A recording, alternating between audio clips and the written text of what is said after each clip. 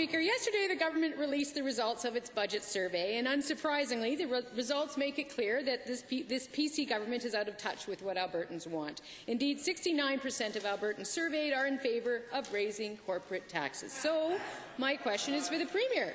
If you're asking everyday Albertans to pay more for less, why don't you think that corporations should pay their fair share too, especially the most profitable? The honourable President.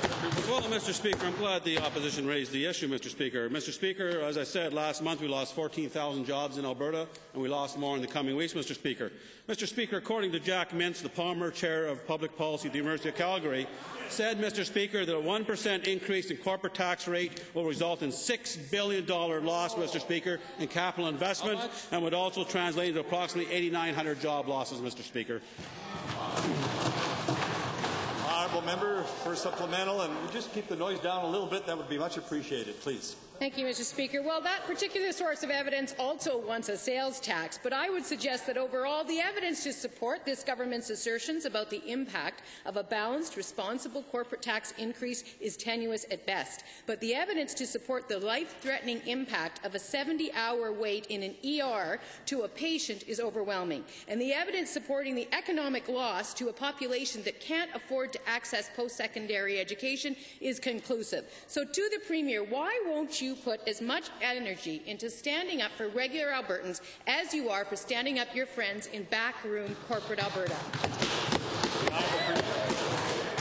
Mr. Speaker, as I have said before, these are serious circumstances that we are in. The province expects that their government will have a plan, that it will be a measured plan, a balanced plan, that it will deal with all of the circumstances that we face individually as Albertans. All of us are concerned about job losses. All of us are concerned about frontline services. Whether you speak of health care, whether you speak of education, Albertans want the quality of those services maintained, Mr. Speaker.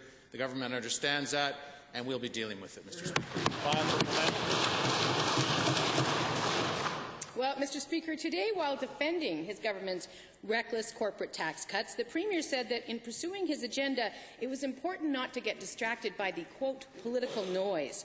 Now, 27,000 Albertans responded to this government's own budget survey by telling them to raise corporate taxes. So to the Premier, what you're calling political noise is actually what the rest of us call democracy. So did the Premier want to take this opportunity to apologize to the hundreds of thousands of Albertans he just insulted with those comments? Honourable Premier. Mr. Speaker, Albertans have participated in the survey that the government put forward, speaking to how they attach importance to making sure that we get this right, Mr. Speaker. In a typical year, about 1,500 Albertans have taken part in this survey. This year, more than 40,000 Albertans. We have heard what they've said, Mr. Speaker. They speak about the importance of frontline services. They speak about the importance of getting off the oil roller coaster. They speak about the importance of diversifying our economy, Mr. Speaker. And they speak about hope and about strengthening the future of this province, Mr. Speaker.